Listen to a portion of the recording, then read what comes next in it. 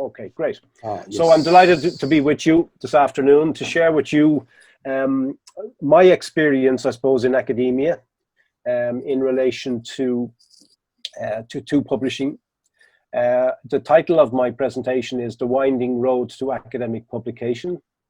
I've taken the liberty of just having a winding road as the example just to show you.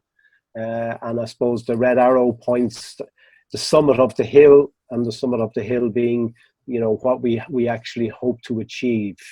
And I suppose the essence of the winding road is that there will be, along the journey to publication, different experiences, both positive and not so positive.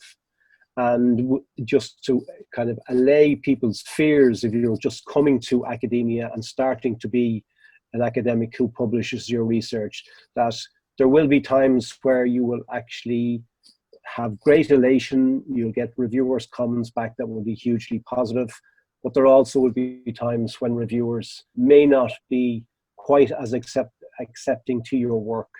And just to say to you, all academics experience that. I've had the highs and I've actually had the lows, and opening that email when it comes from the reviewers to tell you whether they've accepted your paper or not, or your article or not, is always a daunting time, because you don't know what's going to be inside that email. And it's really quite a subjective area. And the important thing to be about publishing is that you should actually take on board what it is the reviewers try to say to you, because it's coming from their perspective. And I suppose there's an element of them having some element of what we would refer to as power in the process. Their comments will be sometimes really, really positive, but sometimes they'll be encouraging you to reflect on the work that you've done. So the winding road to academic publication can be challenging at times, but also the rewards that you get from getting published are really, really important. It's really always nice to get that validation of your work from your peers. And I think that's the important element in relation to publication. In terms of where I'm coming from today, I'm actually living in Ireland, which is on the Atlantic Ocean, on the furthest part of Europe.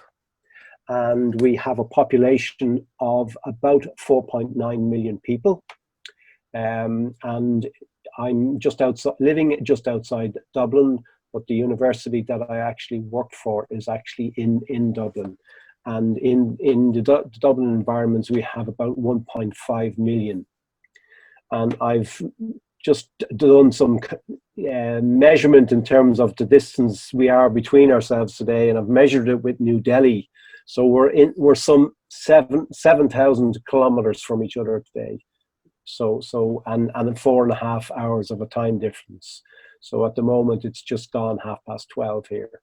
So I'm delighted to be able to share remotely, and I suppose that's one of the positives that COVID has provided for us, is the opportunity to actually share our information, our knowledge, our experiences virtually in an environment like this. But I do hope the day will come when we'll be able to meet each other face to face, because I think that's how humans actually interact best. But in the interim, it's actually good to be able to actually share knowledge through the technological advances that we have available to us today. So in terms of my agenda, I just want to give you a bit of background to publishing and where I've coming from in terms of my research. And then where a starting point would be. I wanted to use this lecture today and spoken with Dr. Jen a fair bit in terms of the background to this. I wanted to start and just give you an overview, particularly for those people who are starting off and wanting to get on the road to publication and academic publication. So it's very much from the starting point forward, but along the way you'll see some evidence and some information that you may be able to apply to yourself if you've already published at conferences and the like. I'll look at why it is we should publish. and at that point, I'll take some questions. And then I just want to spend some time, because I've done a lot of work around methodology in the more recent times, and I want to spend some time speaking about methodology and its importance and the approaches that one might take. And again, at that juncture, when that's done, we can take more questions, and then we'll bring the session to a close. So all in all, you know, an hour and 3/4 or so of our time together will be covering those particular areas. So for me, my backgrounds. So, you know, I'm 20 years in DIT, formerly DIT when I joined, but now we're the Technological University Dublin. And when I started, I went into the university with my undergraduate degree, having achieved that prior to going in, and having taught in second level education for a number of years and worked in the construction industry. So I went in with no publications whatsoever other than my undergraduate thesis. So it was very much a learning curve for me. And why I say 20 years ago, because, you know, the important thing, if one wants to publish, it actually takes a period of time to be able to navigate and get the competences and the skills that you require to actually be able to publish at the highest level. So it doesn't particularly happen overnight. Where I am today, I'm really pleased that I've accomplished what I have. I share my research. I sit on academic editorial boards, as was mentioned by Sherveta. I actually am a member of the editorial board of the International Journal of Construction Education and Research. So I'm one of those reviewers who gives feedback to people who submit papers to our journal. I'm also a member of other editorial boards where I just review papers. But my role currently as an associate editor is that we actually screen papers coming through. And the rejection rate in our journal is something of the order of 80%. So only 20% of the papers that come to us get through. And you can imagine that in terms of so there's a fair amount of academics in the built environment that actually don't get their papers published with us. So that's an important element to think about, you know, that if you do get a rejection, it's about taking the feedback from that rejection and trying to move yourself forward.